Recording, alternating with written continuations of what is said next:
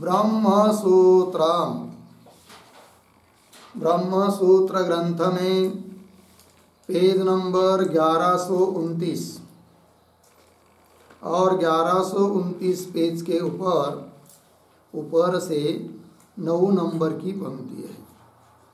उस पंक्ति में एक दो शब्द छोड़कर आगे यद उक्तम प्रतीक दर्शनम इदम विष्णु प्रतिमा न्यायेन भविष्यति इति तद अयुक्तम गौणत्व प्रसंगात वाक्य वैरूप्याच।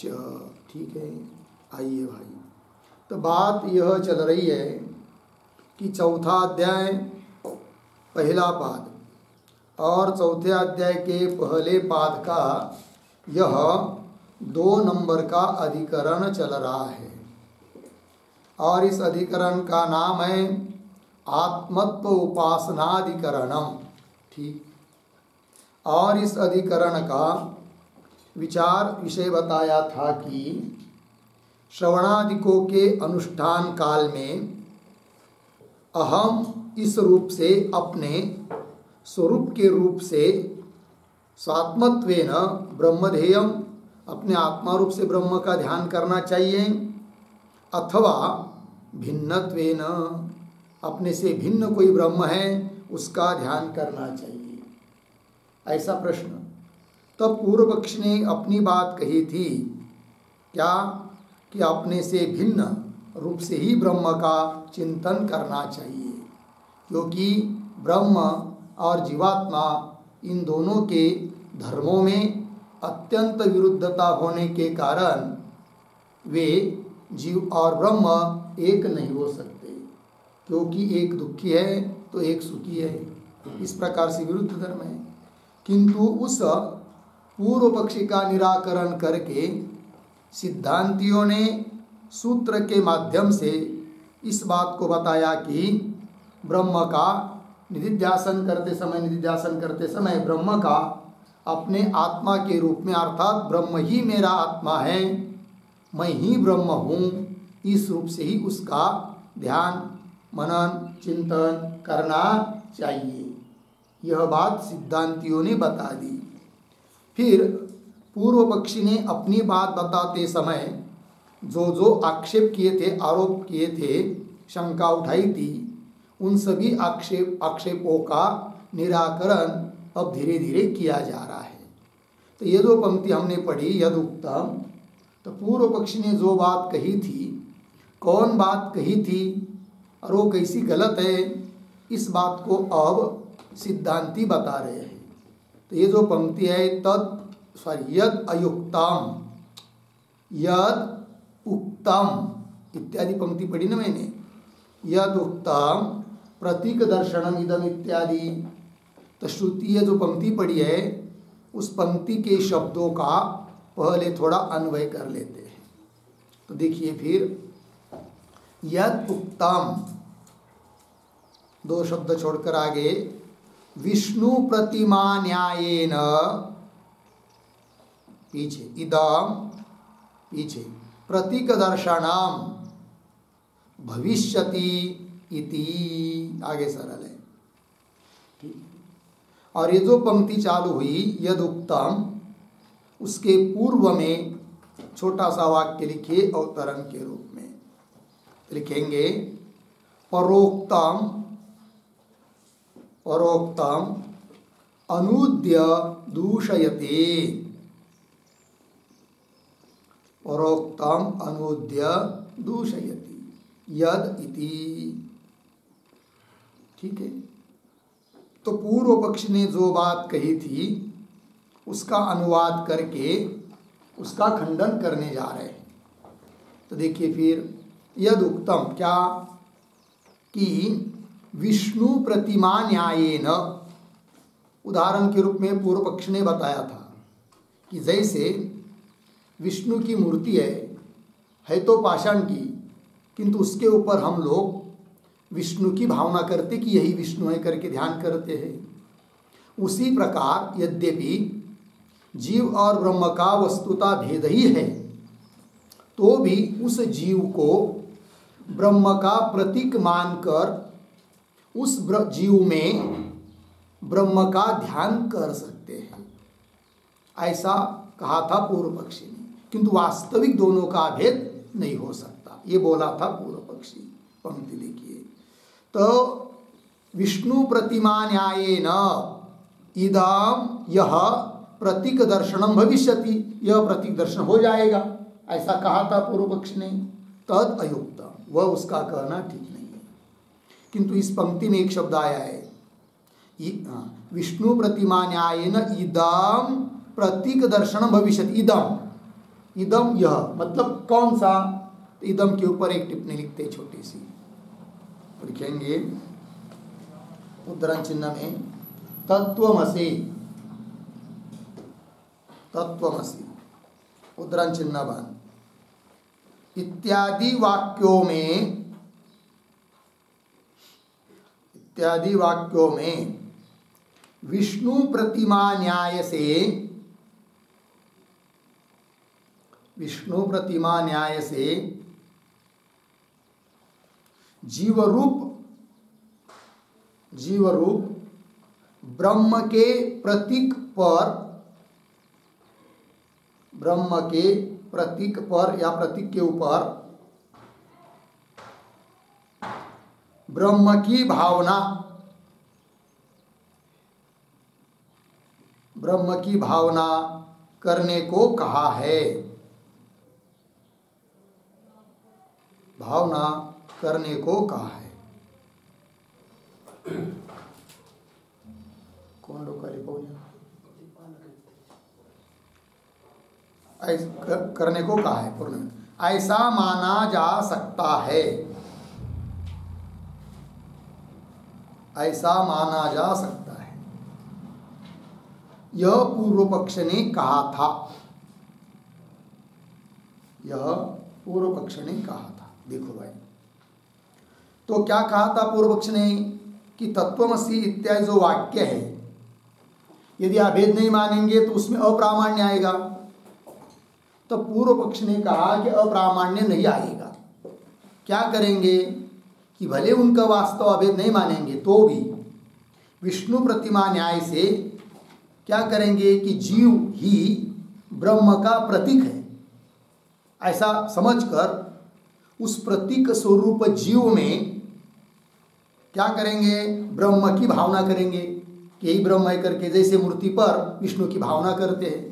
तो भावना करने के लिए हो सकता है, और ऐसा मानेंगे तो तत्वमसि इत्यादि वाक्य में अप्रामाण्य भी नहीं आएगा, ऐसा कहा जा सकता है, बोला था पूर्व पक्षी। वही बात आई है भाष्य पंक्ति में, विष्णु प्रतिमा न्यायेन इदम प्रतीक दर्शनम भविष्यति यद उत्तम, ऐसा जो कहा है आगे, तद अयुक्तम, वो ठीक नहीं है। क्यों? हेतु दे रहे, गौणत्व प्रसंगात, एक हेतु, दूसरा वाक्य वैरूप्याच्य, ठीक है। तो गौणत्व प्रसंगात मतलब ऐसा मानने पर तत्वमसि इत्यादि जो वाक्य है कि जिन वाक्यों में जीव ब्रह्म का अभेद प्रतिपादन किया है, उन वाक्यों में गौणत्व आएगा, अर्थात मुख्य अर्थ में, अभेद अर्थ में उनका तात्पर्य नहीं है, ऐसा कहना पड़ेगा। अन्य अर्थ में तात्पर्य, भावना करने में, ध्यान करने में तात्पर्य है, तो फिर गौणार्थता आ जाएगी उसमें। और जब मुख्य अर्थ यदि संभव है तो ऐसे जगह पर गौण अर्थ मानना उचित नहीं। अतः पहले ये दोष आएगा, पूर्व पक्षी के कहने के अनुसार मानेंगे तो वही लिखा गौणत्व प्रसंगा, ठीक। ये जो हेतु है गौणत्व प्रसंगा, उस पर एक टिप्पणी लिखते हैं,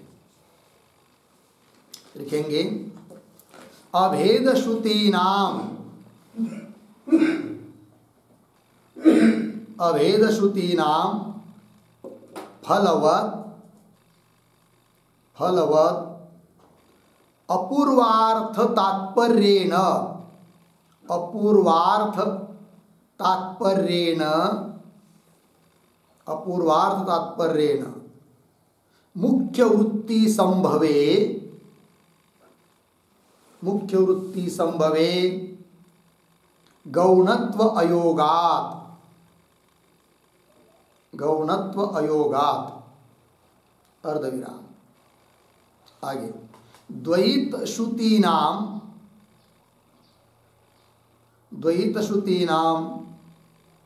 कल्पित भेद अनुवादित्वात्, कल्पित भेद अनुवादित्वात्, अर्धविराम।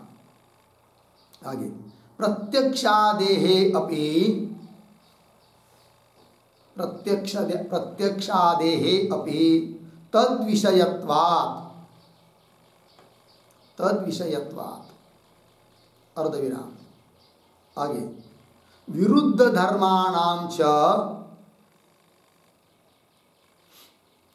विरुद्ध धर्माणां च बिंब प्रतिबिंबयोः इव, बिंब प्रतिबिंबयोः इव मिथ्यात्वात्, मिथ्यात्वात् जीव ब्रह्मणोः मुख्यम एव ऐक्यम, जीव ब्रह्मणोः मुख्यम एव ऐक्यम भवति इत्यर्थः। ऐक्यम भवति इत्यर्थः। ठीक है, देखो भाई अर्थ। तो अभेद श्रुति नाम तत्वमसि इत्यादि अभेद श्रुति नाम, वो श्रुतियां कैसी है? मुख्य अर्थ में उनका तात्पर्य है। क्यों बता रहे? फलवत अपूर्वार्थ तात्पर्य, क्योंकि उन अभेद चिंतन का फल भी है और अपूर्व अर्थ है। ऐसा अर्थ कई अन्य प्रमाण से प्राप्त नहीं है। तो जहां पर भी अपूर्व अर्थ को श्रुति बता रही है और उसका कोई फल भी बता रही है तो वह मुख्य अर्थ ही होता है। अतः जीव ब्रह्म का अभेद यही मुख्य अर्थ है, और मुख्य अर्थ संभव होने पर उसको गौण मानना उचित नहीं है। अतः पूर्व पक्षी ने जो अभेद श्रुति की संगति लगाने का प्रयास किया, पूर्व पक्षी ने, कि विष्णु प्रतिमा की तरह ध्यान करेंगे, वो ठीक नहीं है। मुख्य अर्थ ही उनका है, वही कह रहे हैं। अभेद श्रुति नाम फलवत अपूर्वार्थ तात्पर्य मुख्य वृत्ति, मुख्य अर्थ संभव होने पर गौणत्व योगात्। और हेतु द्वैत श्रुति नाम, फिर पूर्व पक्ष ने कहा था कि द्वैत श्रुति द्वैत बताने वाली भी श्रुति है, इसलिए अभेद हम नहीं मान सकते। तब उसका उत्तर, द्वैत श्रुतियां कल्पित भेद का अनुवाद करने वाली है। उनका, उन श्रुतियों का द्वैत बताने में ही तात्पर्य नहीं है। जीवों ने स्वीकार किया गया जो कल्पित द्वैत, उसका केवल वे श्रुतियां अनुवाद करती है। अतः उन श्रुतियों के बल पर भी भेद की सिद्धि नहीं होगी और अभेद का खंडन नहीं होगा, किंतु अभेद ही तत्वार्थ है। ये बात द्वैत श्रुति नाम कल्पित भेद अनुवादित्वा। और प्रत्यक्ष आदि अपि, पूर्व पक्ष ने कहा था कि प्रत्यक्ष के साथ विरोध होगा, वो भी उत्तर दे रहे प्रत्यक्ष आदि अपि तद विषयत्वा, मतलब कल्पित भेद मिथ्या वस्तु वही विषय है प्रत्यक्ष का भी, इसलिए प्रत्यक्ष के बल पर भी अद्वैत का खंडन नहीं किया जा सकता। और पूर्व पक्ष ने कहा था कि विरुद्ध धर्म, एक दुखी एक सुखी है, इसलिए भी दोनों का भेद नहीं होगा। तो उसका उत्तर, तो विरुद्ध धर्माणाम, वो विरुद्ध धर्म कैसे है? जैसे कि बिंब और प्रतिबिंब में बिंब प्रतिबिंबयो हो इव मिथ्यात्वात्, जैसे बिंब भाव प्रतिबिंब भाव उपाधि के कारण है, कल्पित है। मुख के सामने दर्पण लिया, दर्पण में मुख का प्रतिबिंब मुख से भिन्न करके प्रतीत हो रहा है, किंतु वो एकमात्र औपाधिक कल्पना है, वास्तविक नहीं, मिथ्या है वो भेद बिंब प्रतिबिंब। उस प्रकार यहाँ पर भी जो विरुद्ध धर्म जीव और ईश्वर में प्रतीत हो रहे हैं, मालूम पड़ रहे हैं, वो उपाधिकृत होने के कारण कल्पित है। अतः उन कल्पित धर्मों को लेकर भी जीव ब्रह्म के भेद की सिद्धि नहीं हो सकती, ये सिद्धांती कहते हैं। तो विरुद्ध धर्माणाम च बिंब प्रतिबिंब वो इव मिथ्यात्वात्, इसलिए जीव ब्रह्मणो हो मुख्यम एव ऐक्य, मुख्य उनका अर्थ ऐक्य यही अर्थ है, ये सिद्धांति ने कह दिया। हो गया। आइए, तदयुक्तम, पूर्व पक्षी का कहना उचित नहीं है, गौणत्व प्रसंग, एक हेतु दिया। आगे वाक्य वैरूप्याच, दूसरा हेतु, इस हेतु के कारण भी क्या प्रतीक दर्शन मानना उचित नहीं है, जो कि पूर्व पक्ष ने कहा है। अतः क्या करेंगे, ये जो हेतु है वाक्य वैरूप्याच, उसके पूर्व में एक वाक्य लिख लेते हैं, इतश्च इतश्च न इदं प्रतीक दर्शनम, न इदं प्रतीक दर्शनम इति आह वाक्य वैरूप्याच। ठीक, देखो भाई अर्थ, इतश्च, इस कारण से भी क्या कि पूर्व पक्ष ने जो प्रतीक दर्शन कहा है वह उचित नहीं है। इस हेतु से भी, कौन हेतु, हेतु दिया वाक्य वैरूप्याच, वाक्य वैरूप्याच क्या है इसका अर्थ, इसका अर्थ लिखिए, वाक्य वैरूप्याच एक शब्द में उसका अर्थ वाक्य रचना भिन्नत्वात्, वाक्य वैरूप्याच इसका अर्थ है वाक्य रचना भिन्नत्वात्। ठीक है, मतलब क्या, तो ध्यान दीजिए, तो जहां पर प्रतीक दर्शन होता है वहां की वाक्य रचना अलग तरह की होती है, और जहां पर अभेद बताने में ही तात्पर्य है वहां की वाक्य रचना अलग तरह की होती है। कैसे, उसको उदाहरण देकर समझाएंगे। तो वाक्य रचना का भी भेद होने के कारण प्रतीक दर्शन उचित नहीं है, ये सिद्धांती ने कहा। अब उसका स्पष्टीकरण आगे के पंक्ति में कर रहे हैं। पंक्ति देखिए, यत्र ही प्रतीक दृष्टि ही अभिप्रेयते अर्धविराम सकृत एव तत्र वचनम भवति, ये बताया। थोड़ा शब्दों का अन्वय, यत्र ही प्रतीक दृष्टि ही अभिप्रेयते, फिर आगे एक शब्द छोड़कर तत्र, पीछे सकृत एव, आगे वचनम भवति। ठीक है, और ये जो यत्र इत्यादि पंक्ति चालू हुई, उस यत्र के पूर्व में एक वाक्य लिखिए, छोटा सा अवतरण, वैरूप्यम एव आह, वैरूप्यम एव आह यत्र इति। ठीक है, अभी पीछे क्या कहा था, वाक्य वैरूप्य, वाक्य की रचना भिन्न भिन्न है, कैसी है वो भिन्न भिन्न रचना, वही बता रहे यत्र इत्यादि पंक्ति से। देखिए फिर, यत्र ही, जहां पर भी प्रतीक दृष्टि अभिप्रेयते, प्रतीक दृष्टि बताने में श्रुति का अभिप्राय है कि जैसे मूर्ति को लेकर विष्णु का ध्यान करो क्योंकि मूर्ति विष्णु का प्रतीक है, ऐसे उदाहरण में कैसी वाक्य रचना होती है वो बता रहे हैं।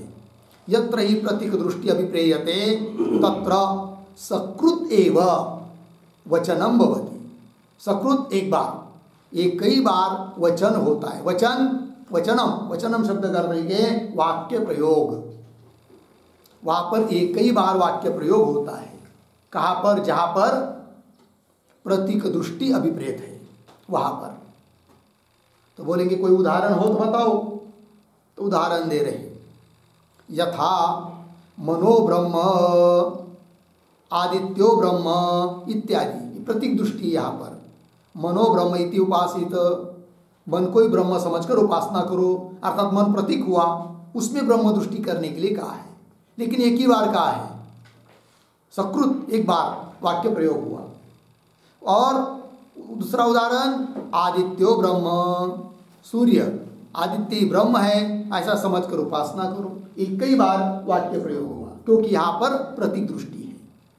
फिर आगे, और जहाँ पर प्रतीक दृष्टि नहीं रहती है, प्रतीक की अपेक्षा नहीं रहती है, वहाँ की वाक्य रचना फिर कैसी होती है वो बताओ। तो उसको बता रहे आगे के पंक्ति में, इह पुनः त्वाम अहम अस्मि, अहम च त्वम असि इति आह, इस प्रकार का प्रयोग होता है दोबारा। तू मैं हूं, मैं तुम हो। अब यदि प्रतीक दृष्टि रहती थी कई बार होता तुम मैं हूं या मैं तुम हूं, किंतु अन्वय और व्यतिरिक इधर से उधर से दोनों तरफ से दिखाया। इसका मतलब यहाँ इस प्रकार की वाक्य रचना जहाँ होती है वह अभेद में तात्पर्य है, प्रतीक दृष्टि नहीं है। और जहाँ पर प्रतीक दृष्टि होती है वहाँ एक ही बार वाक्य प्रयोग रहता है, एक ही तरफ से रहता है। अंतर समझ में आया? पंक्ति देखिए, यह पुनः, यह मतलब जहाँ अभेद बताया जाता है वहाँ पर तो त्वाम अहम अस्मि, हे भगवान तुम मैं हूँ, अहम च त्वम असि, और मैं तुम हो। त्वाम अहम अस्मि, तू मैं हूँ, अहम च त्वम असि, और तुम है कि नहीं, और मैं तुम हो, ऐसा लगाना। तू मैं हूँ, मैं तुम हूँ, अहम च त्वम असि इति आह। आगे, अतः प्रतीक श्रुति वैरूप्यात् अभेद प्रतिपत्ति ही, ये सिद्ध हो गया।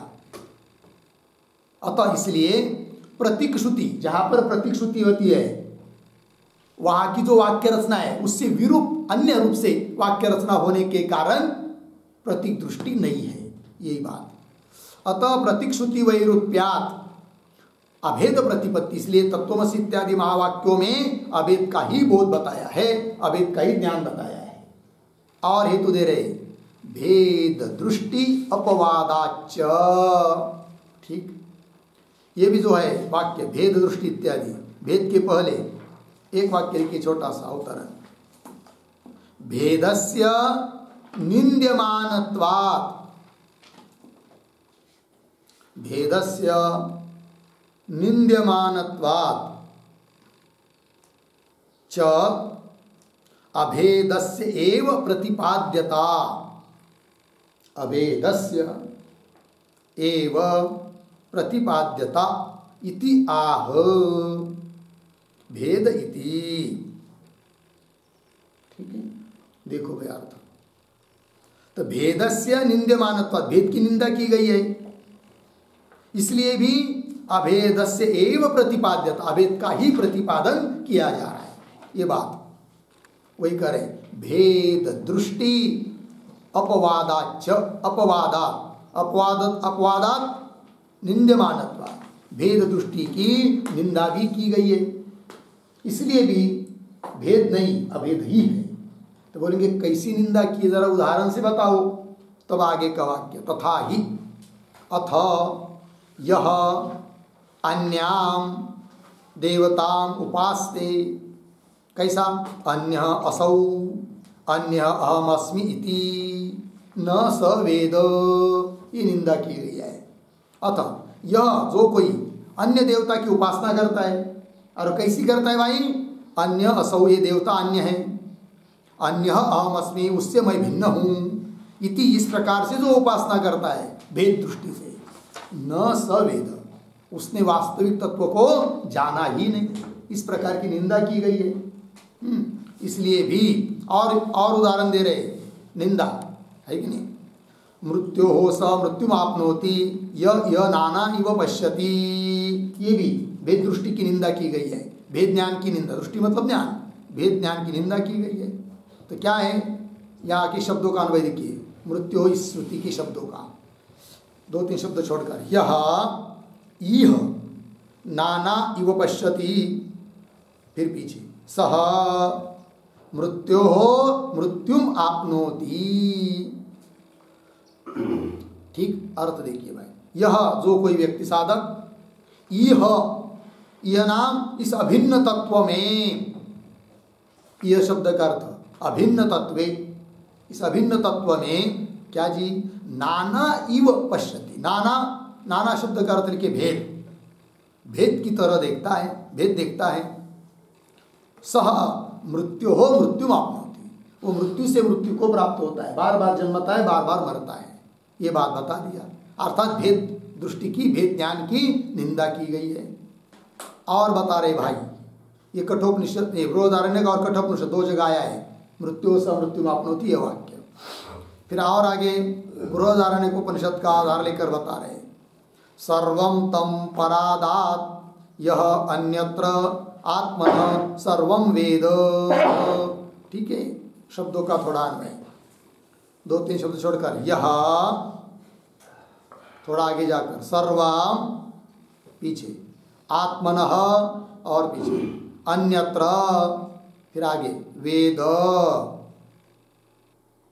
फिर आइए पीछे, तम पीछे, सर्वम पराधात।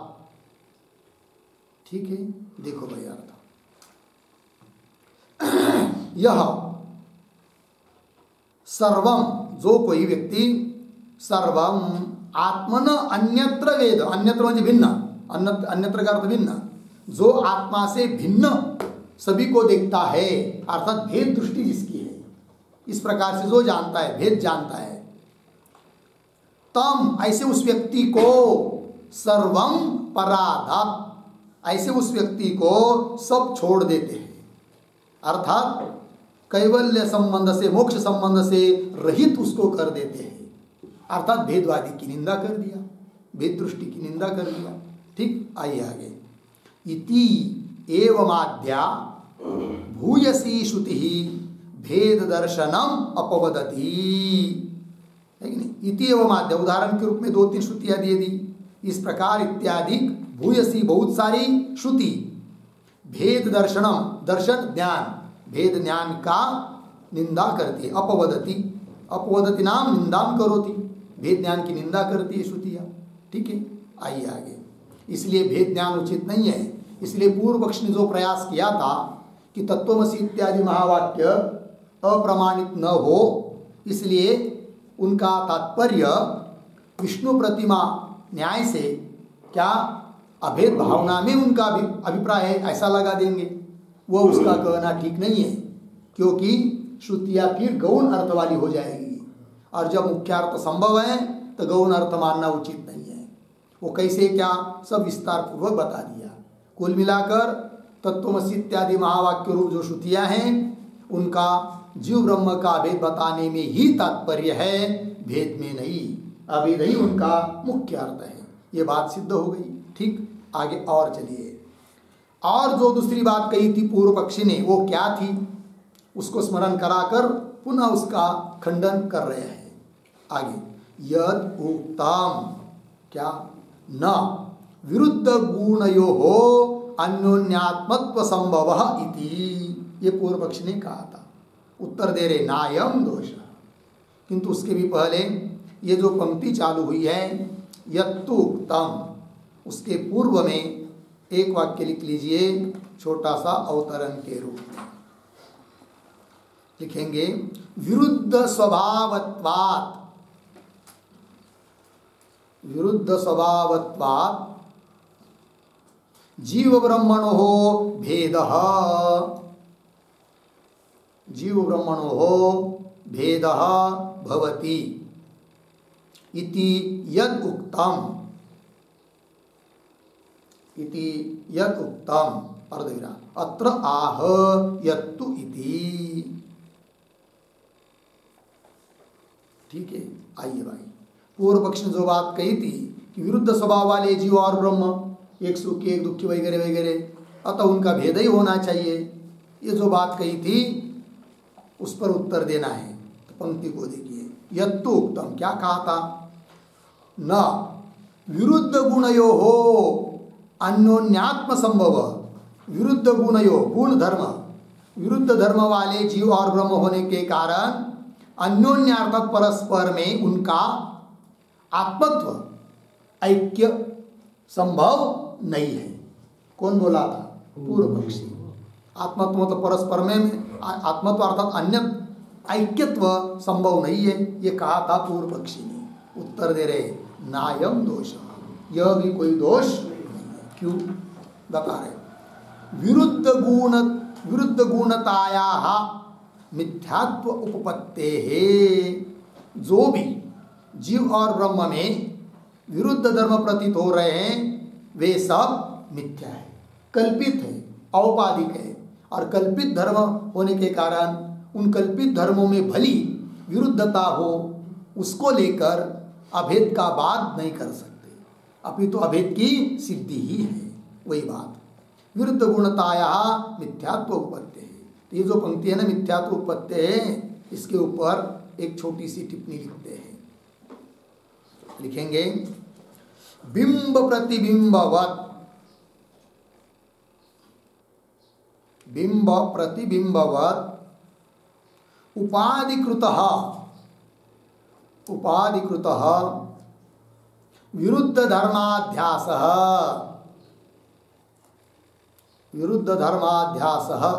अर्धविराम न वास्तवः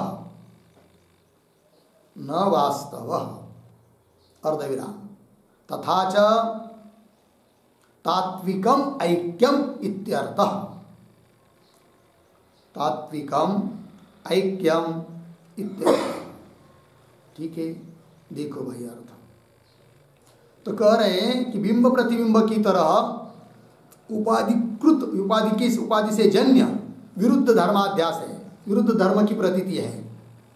न वास्तविक विरुद्ध धर्म नहीं है, कल्पित है, औपाधिक है कि नहीं। इसलिए तात्विकम ऐक्य वास्तविक ऐक्य है, ये बात बता दिया।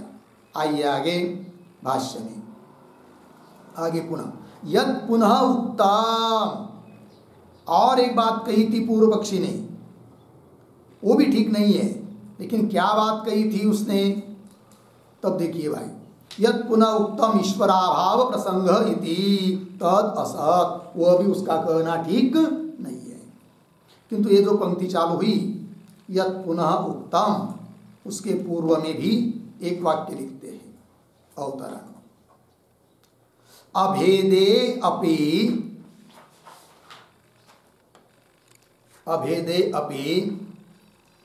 संसार्यात्मत्वम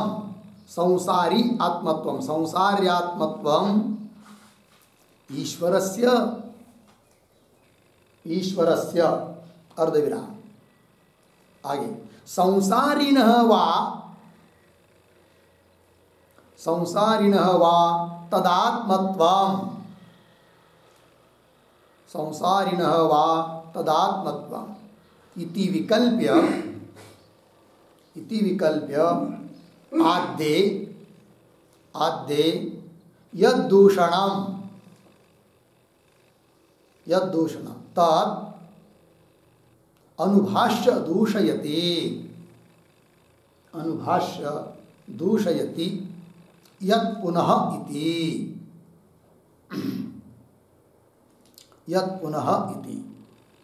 ठीक है, देखो भाई क्या कहा था पूर्व पक्ष ने। अभेदे अपि, अभेद मानने पर तो संसार्यात्मत्वम ईश्वरस्य पहला विकल्प, कि वहाँ संसारी न वा तदात्मत्वम इति विकल्प, ऐसे दो विकल्प किया। पहला विकल्प क्या, संसार्यात्मत्वम ईश्वरस्य, ईश्वर क्या संसारी जीव स्वरूप ही जीव जैसा ही है कि नहीं।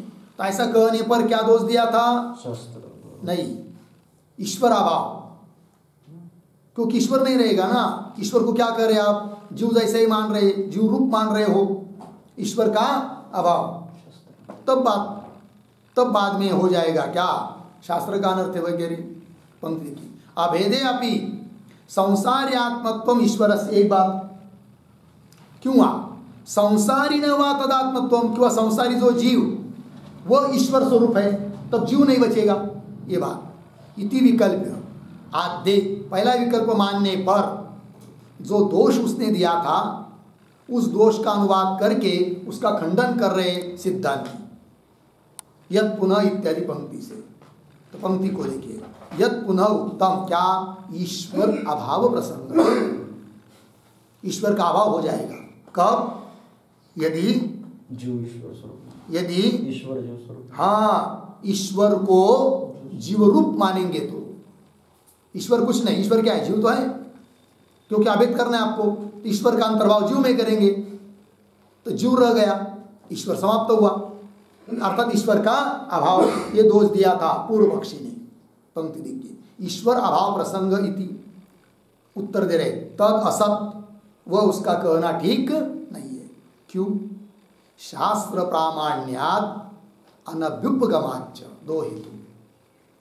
ठीक है, शास्त्र प्रामाण्यात मतलब क्या, तो शास्त्र प्रामाण्यात इसका अर्थ लिखिए, ईश्वरस्य अस्तित्वे ईश्वरस्य अस्तित्वे शास्त्रम प्रमाणम अस्ति। शास्त्रम प्रमाणम अस्ति। अतः ईश्वर अभाव प्रसंगः न भवति।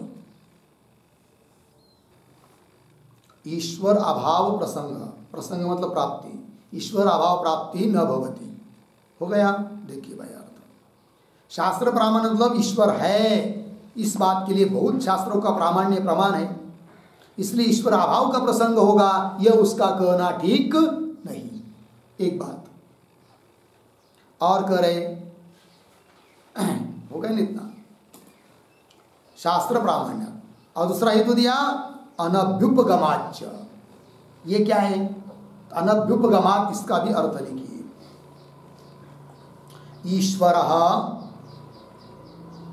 ईश्वरः संसारी जीवः एव। संसारी जीवः एव इति यत् पूर्वपक्षेन कल्पितम्, इति यत् पूर्वपक्षेन कल्पितम् अस्ति, अर्धविराम, तत् न स्वीकुर्मः इत्यर्थः। तत् न स्वीकुर्मः इत्यर्थः। ठीक है। अनभ्युपगमात् मतलब अस्वीकारात्। कौन बात का अस्वीकार? वो लिख के दिया, जो कि पूर्व पक्ष ने कहा था उसका स्वीकार नहीं करते हम। क्या कहा है पूर्व पक्षी ने?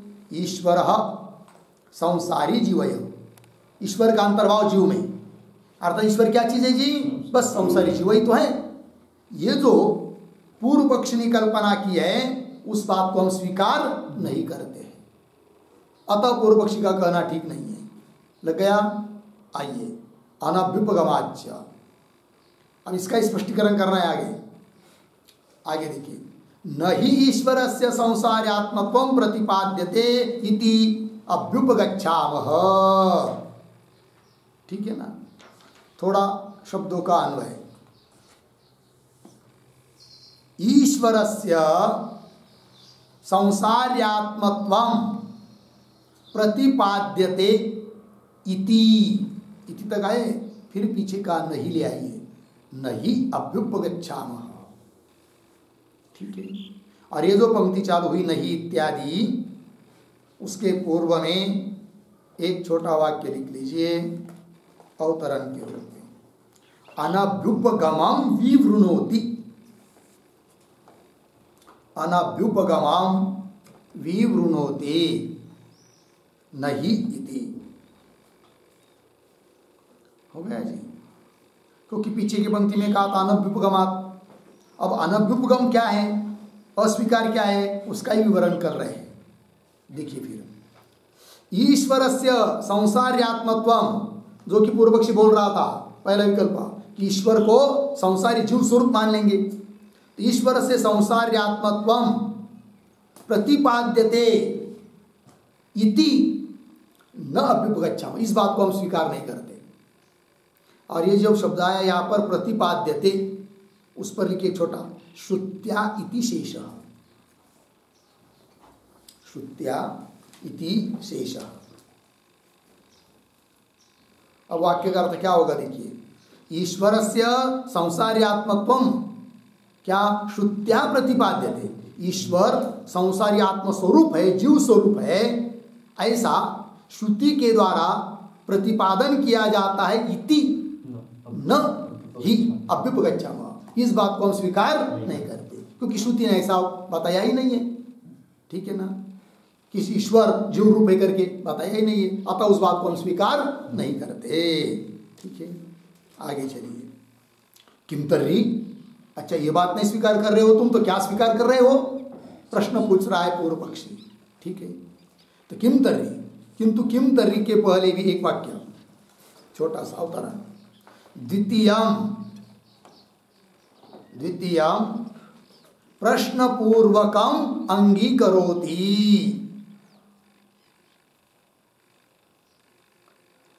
द्वितीयं प्रश्नपूर्वकम अंगीकरोति किम इति। ठीक है, आइए भाई।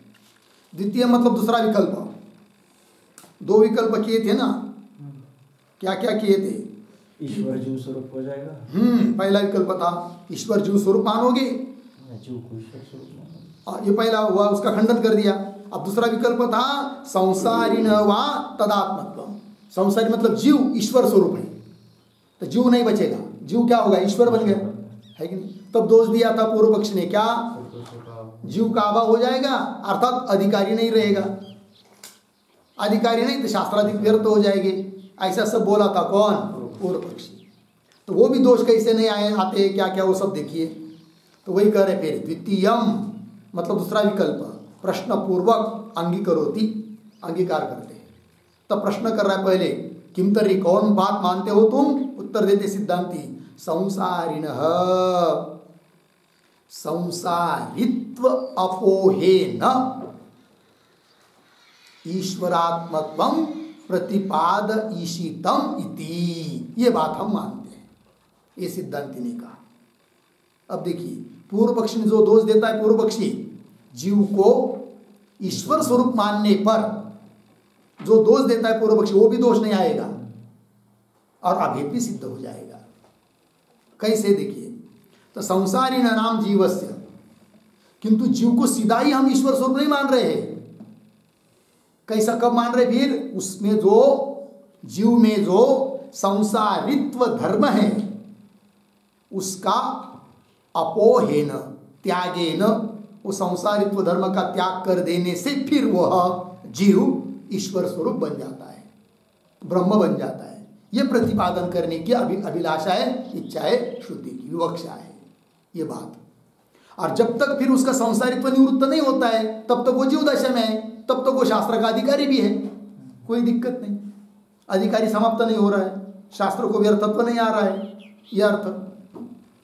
देखिए फिर संसारिणः, संसारित्व, संसारी जीव में जो संसारित्व है, क्या संसारित्व है जीव में? जी अज्ञान काल में मैं करता हूँ, मैं भोगता हूँ, मैं दुखी हूँ, मैं सुखी हूँ, इस प्रकार के कर्तृत्व भोक्तृत्व अपने में मानना, यही उसमें संसारित्व है। क्योंकि वस्तुतः वो सब उपाधि के धर्म होते हुए अपने में लाभ ले रहा है, यही उसका संसारित्व है। और जब तक संसारित्व है तब तक तो अधिकारी रहेगा। हाँ, अधिकारी भी रहेगा। और वो संसारी जीव का सीधा ब्रह्म के साथ अभेद नहीं मानते हम, उसके संसारित्व धर्म का निराश करके शुद्ध चेतन बचा हुआ वो ब्रह्म रूप है, ऐसा कहते हैं। ये अभिप्राय।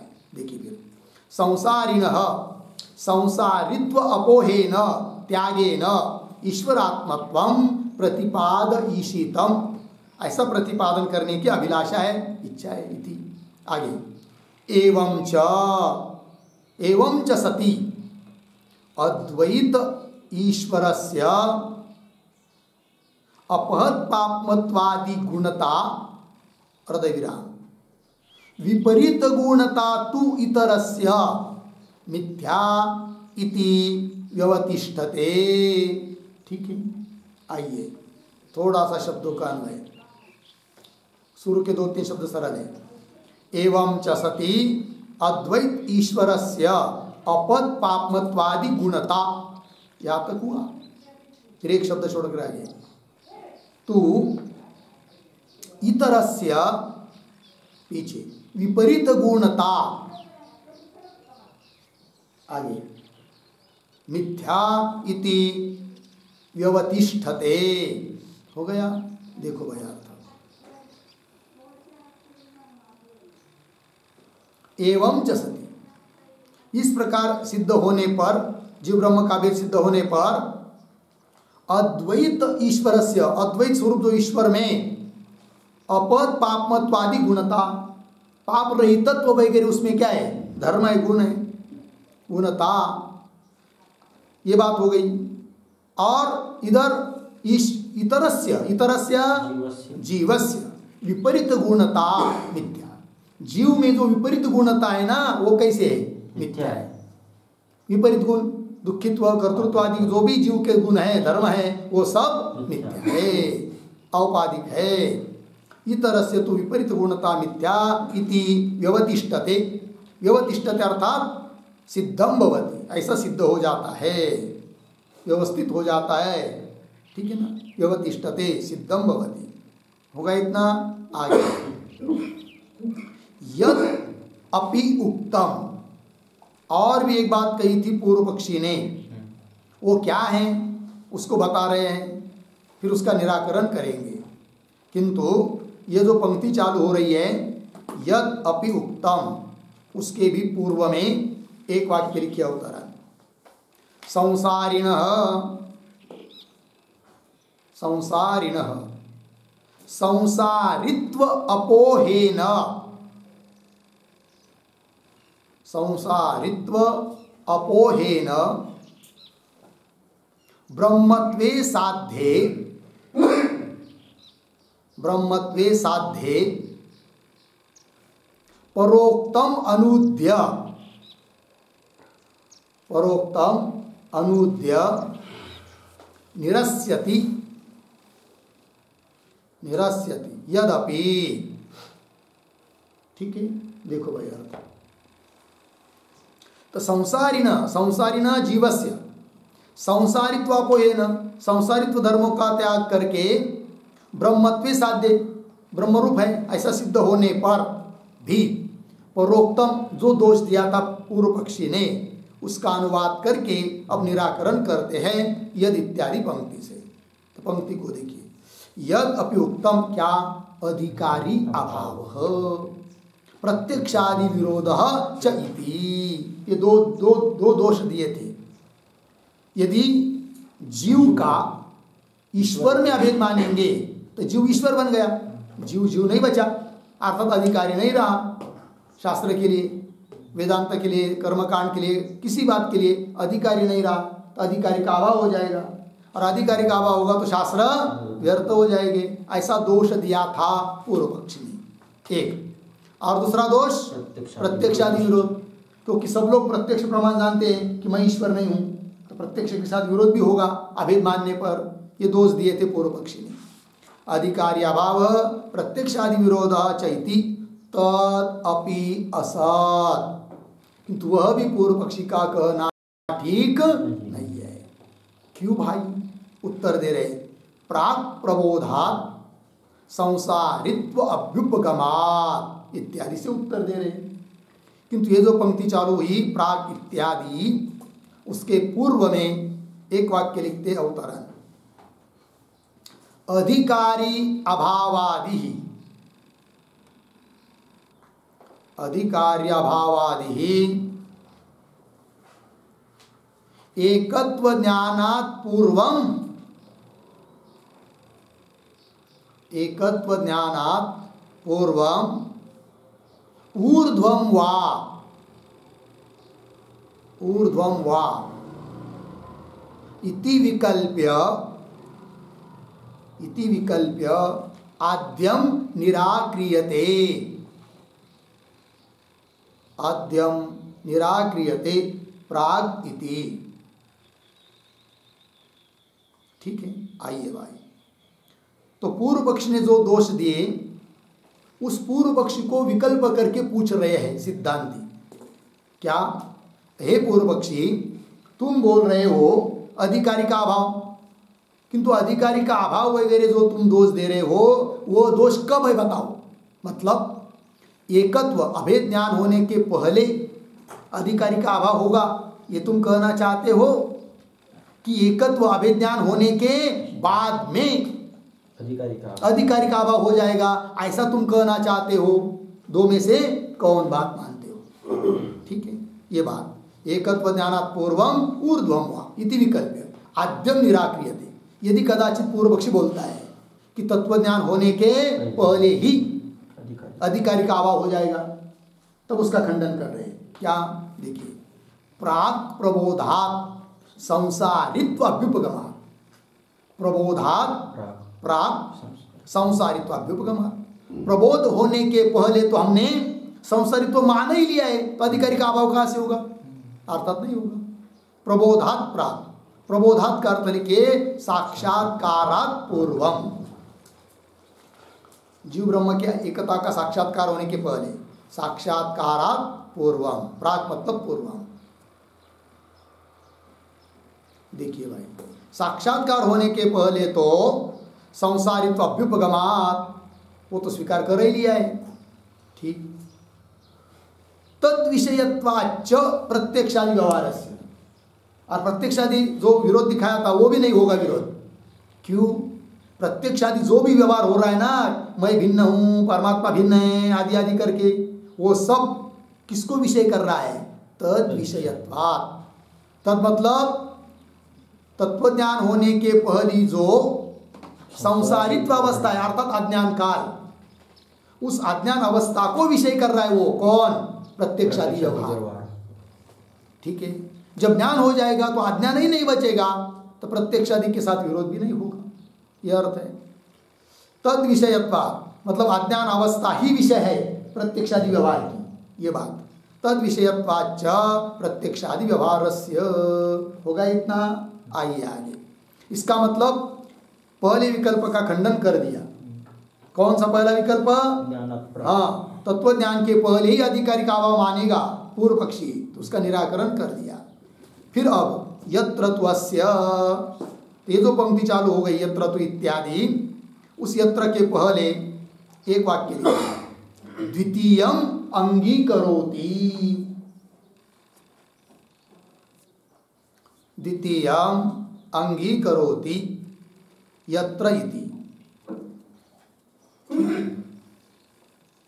दूसरे विकल्प का स्वीकार करते ही सिद्धांती। दूसरा विकल्प मतलब हाँ, दूसरा विकल्प मतलब ज्ञान के बाद, ज्ञान होने के बाद में अधिकारी का अभाव, वो तो हमको मान नहीं है। जब ज्ञान हो गया तो अधिकारी का अभाव है, कोई जो बात नहीं, वही कह रहे हैं। क्यों? श्रुति कहती है यत्र त्वस्य सर्वम आत्मा एव अभूत् तत्केन कम पश्येत् इत्यादिना ही प्रबोधे प्रत्यक्षादि अभावम दर्शयति। दर्शयति, दर्शयति का कर्ता कौन है? श्रुति ही दर्शयति, ठीक है। देखो भाई, यत्र त्वस्य, जिस अवस्था में अस्य ज्ञानिनः या जीवस्य सर्वम आत्मा एव अभूत्, इस ज्ञानी पुरुष के लिए, महापुरुष के लिए जिस अवस्था में सब कुछ आत्मा ही हो गया, आत्मा के भिन्न और कोई दूसरी चीज उसको नहीं मालूम पड़ रही है, सब आत्मा ही है, सर्वम खर्विदम ब्रह्म।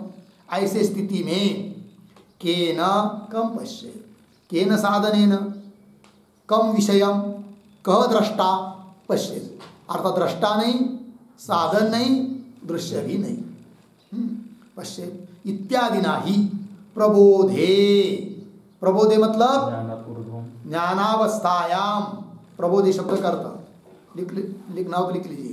प्रबोधे मतलब ज्ञान अवस्थायाम, तत्व ज्ञान अवस्थायाम, ठीक। प्रत्यक्षादि अभावम दर्शयति, प्रत्यक्षादि सबका अभाव श्रुति दिखाती है। सबका ही अभाव हुआ तो अधिकारी का भी अभाव हुआ, तो क्या बात है? कुछ नहीं बिगड़ा, ये बात हो गई। इतनी बात हुई, आगे इतनी बात हुई, आगे चलिए। फिर प्रत्यक्षादि अभावे श्रुते अपि अभाव प्रसंग इति चेत, ठीक। ये जो पंक्ति चालू हुई प्रत्यक्षादि अभावे, उसके ऊपर लिखिए आक्षेप, कोई आक्षेप कर रहा है। और ये जो पंक्ति चालू हुई प्रत्यक्षादि, उसके पूर्व में एक वाक्य भी लिख लीजिए, छोटा सा अवतरण। वेद सत्यत्व श्रद्धालु, वेद सत्यत्व श्रद्धालु शंकते, श्रद्धालु शंकते प्रत्यक्षादि इति, ठीक है। देखो भाई अर्थ, वेद सत्यत्व मतलब वेद अर्थात श्रुति सत्य है, इस बात पर श्रद्धा रखने वाला शंका कर रहा है। क्या कहता है वो देखिए, प्रत्यक्ष आदि अभावे, आदि प्रत्यक्ष प्रमाण है, उसका भी अभाव हो रहा है, तो आदि शब्द से फिर अनुमान, श्रुति प्रमाण, उपमान आदि सब, श्रुति मतलब वेद, शब्द प्रमाण, तो सबका अभाव हो जाएगा। और उसका सबका अभाव मानना, श्रुति का भी अभाव, वेद का भी अभाव मानना, ये तो उचित नहीं लग रहा है। इसलिए शंका कर रहा है वो। प्रत्यक्षादि अभावे श्रुते अपि अभाव प्रसंग प्रसंग प्राप्ति अभाव की प्राप्ति हो जाएगी ती चेत उत्तर देते हैं न इष्टत्वात्। तो न के ऊपर लिखिए समाधानम।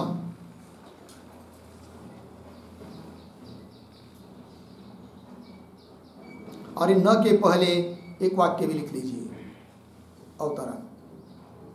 तत्वज्ञानात् ऊर्ध्वं तत्वज्ञानात् ऊर्ध्वं श्रुति अभावस्य इष्टत्वात् श्रुति अभावस्य इष्टत्वात् अर्धविराम न अनिष्टापत्ति इत्याह न अनिष्टापत्ति इति आह न इति। देखो भाई अर्थ सिद्धांती कहते हैं तत्वज्ञानात् ऊर्ध्वम तत्वज्ञान होने के बाद में श्रुति अभाव श्रुति का भी वेद का भी अभाव हो जाता है तो कोई बात नहीं इष्ट ही हमारे लिए क्योंकि ब्रह्म के अलावा कुछ है नहीं। इसलिए अनिष्ट की आपत्ति अनिष्ट की प्राप्ति नहीं है। न अनिष्टापत्ति इति आह न इति न इष्टत्वात् वेद का भी अभाव हो जाना तत्वज्ञान के बाद ये हमारे लिए इष्ट ही है। क्यों? श्रुति स्वयं बताती है।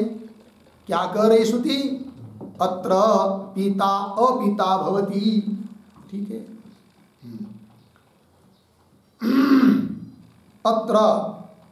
अत्र के पहले एक वाक्य लिखिए अवतरण। तदेव स्पष्टयति तदेव स्पष्टयति अत्र इति। ठीक है। जो पीछे कहा ना इष्टत्वात् उसी का स्पष्टीकरण कर रहे हैं अत्र इत्यादि पंक्ति से। देखिए फिर अत्र पिता अपिता भवति। अत्र शब्द का अर्थ लिखिए अत्र शाबाश प्रबोधे ज्ञान अवस्थायाम ज्ञान काले। ज्ञान अवस्थित का है क्या होता है? पिता भी अपिता हो जाता है। पिता पिता नहीं है न माता माता है कुछ भी नहीं एकमात्र केवल अद्वैत तत्व ही है। पिता अपिता भवति इति उपक्रम्य ऐसा उपक्रम के बहुत बात बताया है वहां पर श्रुति ने। क्या और आगे का उपक्रम्य आगे वेदाः अवेदाः भवन्ति वेद भी क्या अवेद हो जाते हैं। लेकिन अर्थ सबका अभाव ये बात वेदा वेदा भवन्ति इति वचनात् इष्यते एव अस्माभिः श्रुतेः अपि अभावः प्रबोधे। ठीक है ना। इति वचनात् इस श्रुति वचन से थोड़ा शब्दों का अन्वय करेंगे आगे। इति वचनात् अंतिम में प्रबोधे उसके पीछे श्रुतेः अपि अभावः पीछे अस्माभिः पीछे इष्यते एव। इस श्रुति वचन के आधार पर प्रबोधे ज्ञान काल में श्रुति का भी अभाव हम लोगों के द्वारा इष्यते एव हमारे लोगों के लिए इष्ट ही है। इष्टम भवति ये बात हो गई। इतना लगा। आगे चलिए। तो ये सब कुछ अज्ञान काल में होता है। ज्ञान काल में सबका अभाव यह अर्थ निकल आया। अविद्या काल में ये सब कुछ है कि नहीं? भेद आदि वेद आदि प्रत्यक्ष आदि ये सब अज्ञान काल में अविद्या काल में है। फिर इस पर प्रश्न कर रहा है कोई पूर्व पक्षी क्या कस्य पुनः अयम अप्रबोधः इति चेत। ठीक ये प्रश्न हुआ। तो कस्य इत्यादि के ऊपर लिखिए आक्षेप। आक्षेप और कस्य के पहले छोटा वाक्य अवतरण अविद्याम आक्षिपति। अविद्याम आक्षिपति कस्येति। ठीक है। अविद्या पर ही आक्षेप किया जा रहा है। कौन है वो अविद्या? कहाँ रहती है तुम्हारी अविद्या? ऐसा कस्य पुनः अयम अप्रबोध अप्रबोध अविद्या अज्ञान किसका है? किसके आश्रय से रहता है? बताओ। कस्य पुनः अयम अप्रबोध इति चेत उत्तर दे रहे यह त्वं पृच्छसि तस्य ते इति वदामः। तो ये जो चालू हुआ ना यस त्वं उस पर लिखिए समाधानम।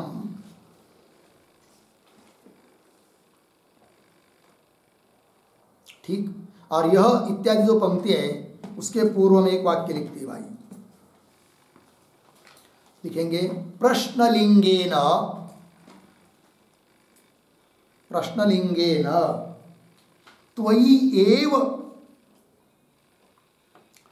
एव अविद्यायाः सिद्धत्वात्,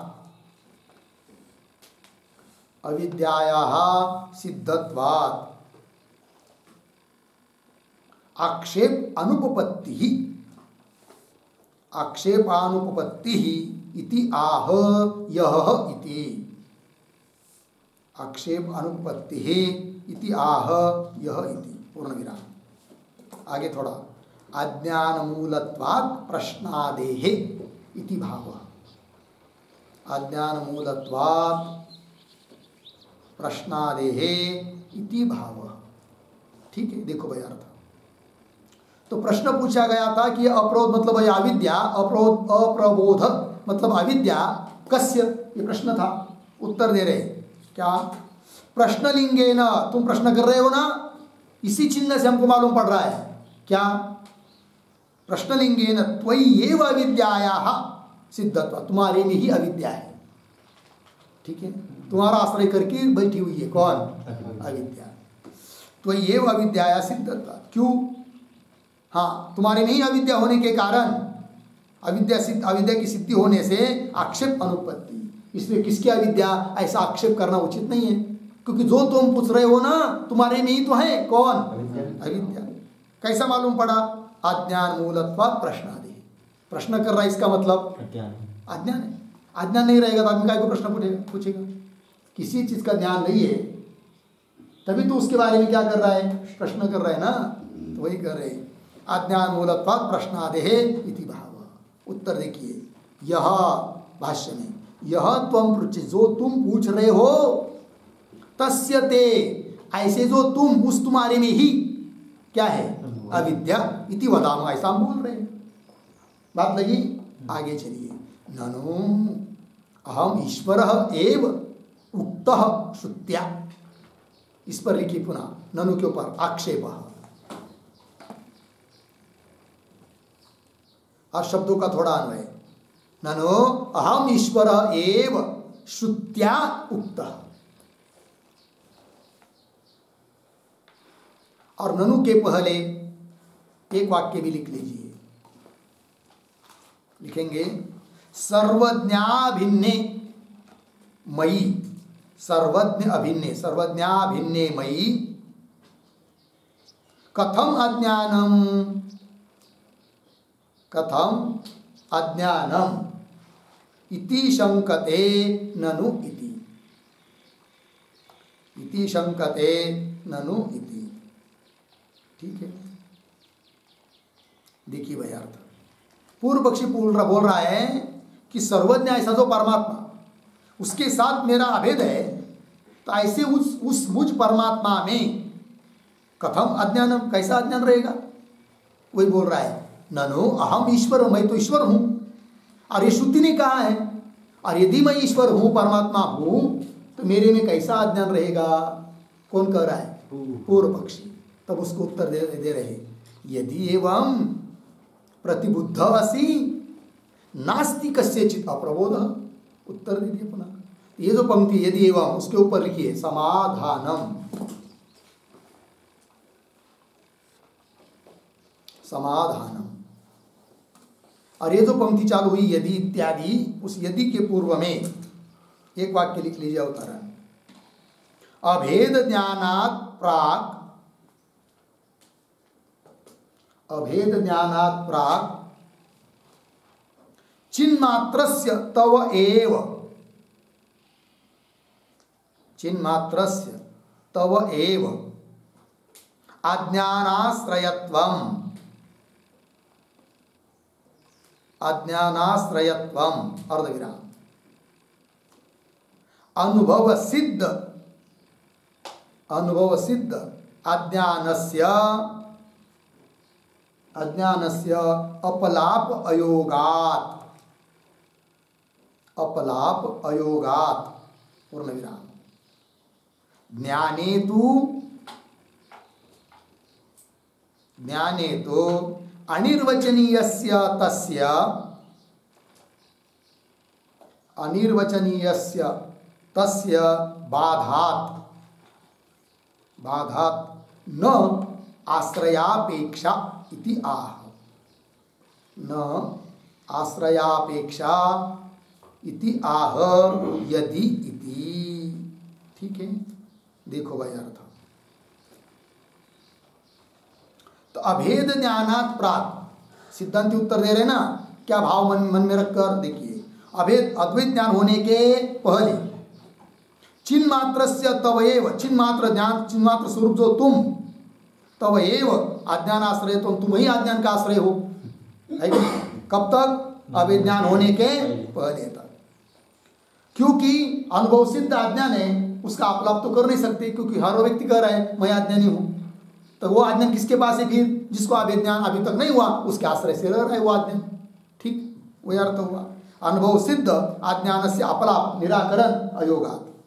फिर ज्ञान होने के बाद जब वेदांत सुना और ब्रह्म का दृढ़ अप्रोक्ष साक्षात्कार हो गया, तब उसको पूछो अज्ञान, कुछ नहीं अज्ञान, काय का अज्ञान? तो अज्ञान नष्ट हो गया, समाप्त हो गया, ज्ञान से उसका बाद हो गया। और ज्ञान से जिसका बाद होता है वह कल्पित होता है, अनिर्वचनीय होता है, मिथ्या होता है।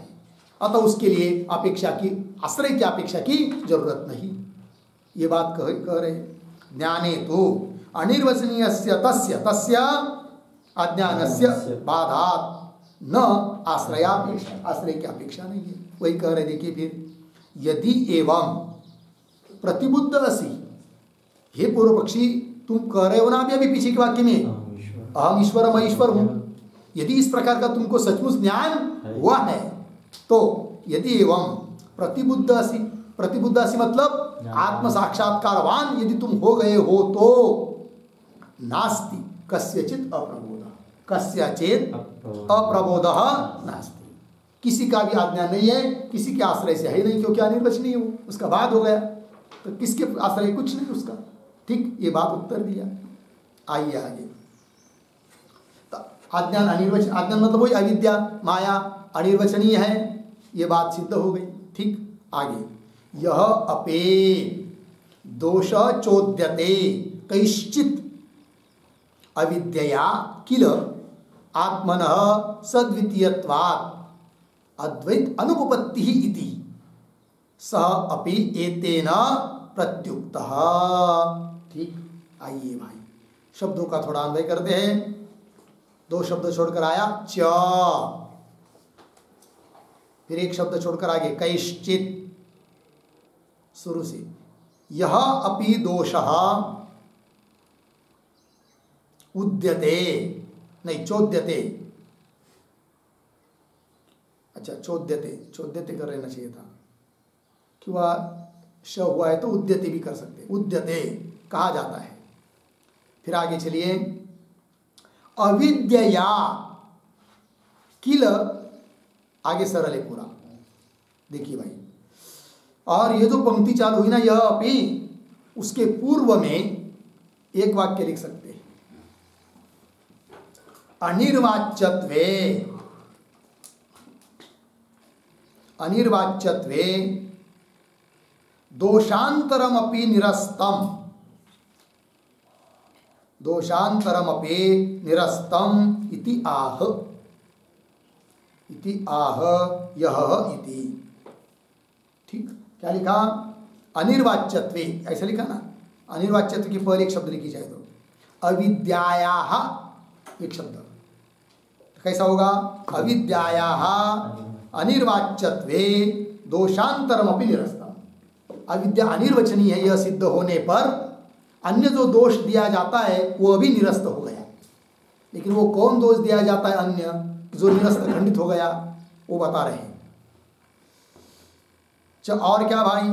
कैश्चित, किसी के द्वारा, यह अपि दोषः उद्यते, तो यह भी जो दोष दिया जाता है, कौन सा? कि अविद्या किल आत्मन सद्वितीयत्वात्। तो बोलेंगे भाई देखो तुम्हारा ब्रह्म है, कोई प्रश्न पूछता है वेदांतियों को, तुम ब्रह्म मानते हो और एक माया अर्थात अविद्या मानते हो, तो ब्रह्म एक हुआ, अविद्या एक हुई, तो दो हो गए। तो दो हो गए तो द्वैतापत्ति आ गई और अद्वैत की हानि हो गई, ऐसा कोई शंका करता है वेदांति के प्रति। तो अविद्या किल आत्मन सद्वितीयत्व, अविद्या के कारण आत्मा में क्या आ गया? सद्वितीयत्व आ गया।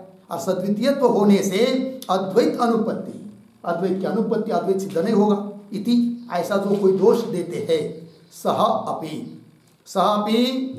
दोष अपि एतेन प्रत्युक्त, अविद्या को अनिर्वचनीय सिद्ध करने से वह दोष भी खंडित हुआ।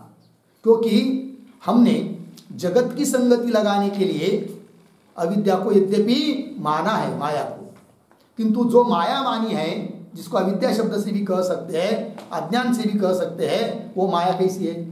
अनिर्वचनीय है, सत असत से विलक्षण है, मिथ्या है। और मिथ्या वस्तु द्वैत निर्माण नहीं कर सकता। मिथ्या वस्तु के कारण अद्वैत की हानि नहीं होती है, ये बात सिद्ध हो जाती है। अतः अद्वैत की हानि भी नहीं होगी। व्यवहार में भी तो ऐसा है, मिथ्या वस्तु से क्या अद्वैत की हानि होती है? क्या नहीं होती है ना? हाँ? नहीं होती है।